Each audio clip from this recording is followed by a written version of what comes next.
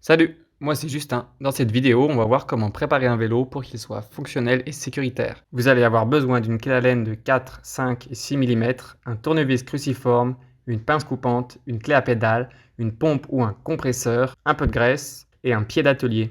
Dans votre gamme, on trouve le Tilt 120, le Tilt 500E, le Elops 520, le Elops 540 et les Elops 920E, LF et HF. Le procédé est relativement similaire pour tous ces vélos et va nous demander uniquement 3 étapes. C'est parti! Étape 1, le déballage et la mise en forme du vélo.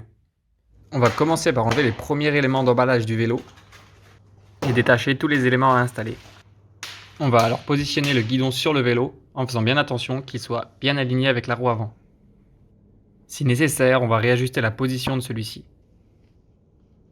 Pour les vélos pliables, on va simplement les déplier.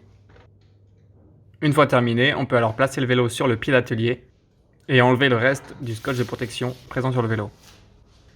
La première étape est terminée, on passe à l'étape 2, le montage des équipements. On va alors installer toutes les pièces détachées qu'on a enlevées à la première étape. Attention pour les pédales, il y a une pédale droite et une pédale gauche. Vous pouvez aussi regarder sur l'axe gauche est strié et l'axe droit est lisse. On va commencer par insérer la pédale à la main et la visser jusqu'au bout. Pour serrer fort mais sans forcer, on peut placer la clé comme montré sur la vidéo.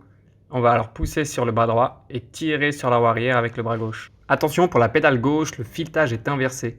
On va alors tourner dans le sens anti-horaire pour visser la pédale. Même procédé pour serrer fort mais sans forcer, on pousse sur le pneu, on tire sur la clé. Pour les Elops 920E, il faudra brancher la batterie pour la réveiller avant de l'insérer dans le vélo, autrement le vélo ne va pas s'allumer.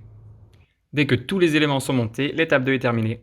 Troisième et dernière étape, les vérifications. On va vérifier le serrage de toutes les vis, la présence des embouts de câbles, la partie électronique pour les vélos électriques. Il faut s'assurer que chaque bouton fonctionne et les lumières également.